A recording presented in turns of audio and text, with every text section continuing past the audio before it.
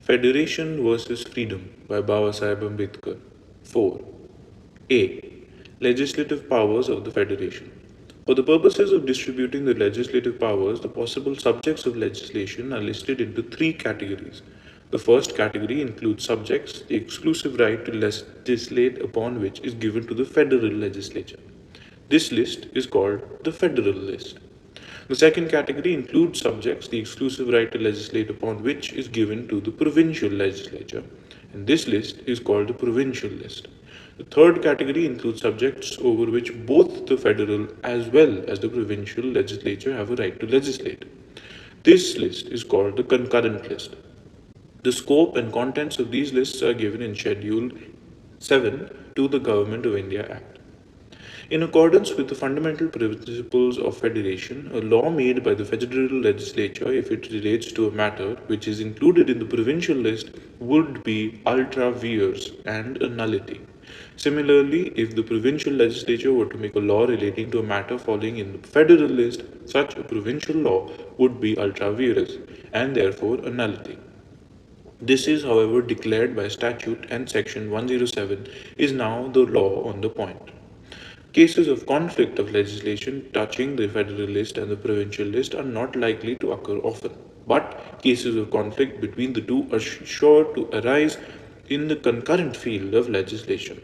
The law as to that you will find in Section 107, subsection 7, lays down when a federal law shall prevail over a provincial law. Subsection 2 lays down as to when a provincial law shall prevail over a federal law.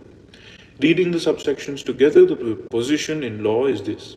As a rule, a federal law shall prevail over a provincial law if the two are in conflict.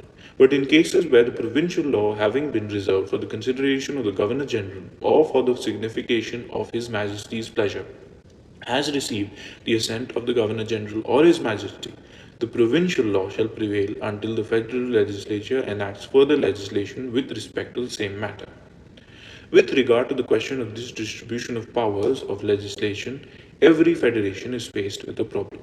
That problem arises because there can be no guarantee that enumeration of the subjects of legislation is exhaustive and includes every possible subject of legislation. However complete and exhaustive the listing may be, there is always the possibility of some subject remaining enumerated. Every federation has to provide for such a contingency and lay down to whom the powers to legislate regarding the residuary subjects shall belong. Should they be given to the central government or should they be given to the units? Hitherto, there has been only one way of dealing with them. In some federations, these residuary powers are given to the central government, as in Canada. In some federations, they are given to the units, as in Australia. The Indian Federation has adopted a new way of dealing with them. In the Indian Federation, they are neither assigned to the central nor to the provincial governments. They are in a way vested in the Governor General by virtue of Section 104. When a legislation is proposed on a subject which is not enumerated in any of the three lists, it is the Governor General who is to decide whether the powers shall be exercised by the federal legislature or by the provincial legislature. The end.